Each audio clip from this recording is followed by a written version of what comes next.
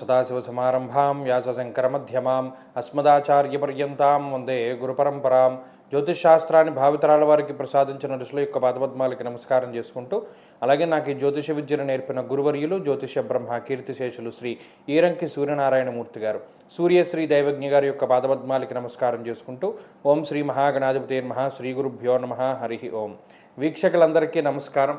మే నెల 17వ తారీఖు లగాయితూ మే 23వ తారీఖు వరకు ఉండేటువంటి గ్రహగతుల ఆధారంగా ద్వాదశ రాశుల వారికి ఈ వారం ఏ విధమైనటువంటి శుభాశుభ ఫలితాలు కలగబోతూ ఉన్నాయో ఈ కార్యక్రమం ద్వారా తెలుసుకుందాం. అందులో భాగంగా ఈ వారంలో ఉండేటువంటి గ్రహస్థితిని గమనిద్దాం.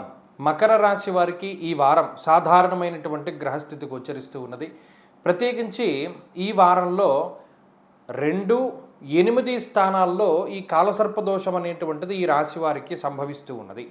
కేవలం ఈ వారమంతా కూడా ఆర్థిక సంబంధమైనటువంటి విషయాలపైనే ఎక్కువగా నడుస్తూ ఉంటుంది. ప్రతిదీ రూపాయి పెట్టవలసి వస్తుంది. ప్రతి చోట డబ్బు పెడితేనే కానీ ఏ పని ముందుకు సాగదు. అదే మాదిరిగా మీకు ధనం కూడా వస్తూ ఉంటుంది. అంటే మీ చేతికి డబ్బు వస్తూ ఉంటుంది, దాన్ని మీరు ఖర్చు పెడుతూ ఉంటారు. అలాగే మీ మాటకి ప్రాధాన్యత పెరుగుతూ ఉండడాన్ని కూడా గమనించవచ్చు. సౌభాగ్య భాగ్యం ఆరోగ్య అన్నారు.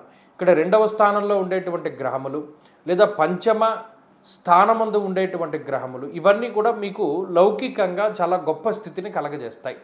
మీకు ఏదైనా ఉన్నతమైనటువంటి పదవీ ప్రాప్తిని కలగజేయడము, లేదా మీరు చేసేటువంటి ఉద్యోగంలో ఉన్నతమైనటువంటి స్థితిని కలగజేయడము, లేదా ఏదైనా చిన్న చిన్న కాంప్లికేషన్స్ ఉంటే వాటన్నిటినీ కూడా దాటుకుంటూ ముందుకు వెళుతూ ఉండడం ఇత్యాది విషయాల్లో మకర రాశి వారికి ఈ గ్రహస్థితి చాలా గొప్పగా కలిసి వస్తుంది.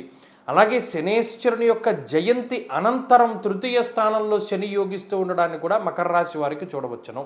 దీనివలన గృహ సంబంధమైనటువంటి విషయాలు, లేదా ఏదైనా భూ సంబంధమైనటువంటి విషయాలు, కోర్టు సంబంధమైనటువంటి విషయాలు, లేదా ఏదైనా ఈ గవర్నమెంట్కి సంబంధించినటువంటి విషయాలు, ఆఖరికి లోను రావాలి అన్నా కూడా ఈ వారంలో కొంత దానికి సంబంధించినటువంటి శుభవార్తలు వినడానికి అవకాశం ఉంటుంది. కాబట్టి మకర రాశి వారికి ఆర్థికంగా బలోపేతం అవ్వడానికి ఈ వారం ఛాన్స్ ఉంటుంది. ఆరోగ్యపరమైనటువంటి ఎదుగుదలకు అవకాశం ఉంటుంది. కానీ ఇక్కడ దేహాలస్యం, మనస్తాపం, సుహృత్కేశం, ధనక్షయం అన్నారు.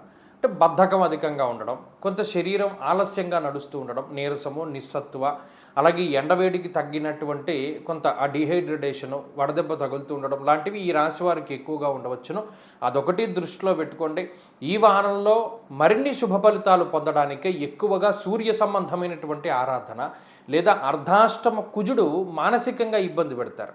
ఇక్కడ మీరు గమనించండి, భాగ్యహాని భయం క్రూరహ అన్నారు. ఇక్కడ మానసిక భయం ఉంటుంది. మానసిక భయాన్ని దాటుకోవడానికి కూడా సుబ్రహ్మణ్యారాధన ఉపయోగపడుతూ ఉంటుంది.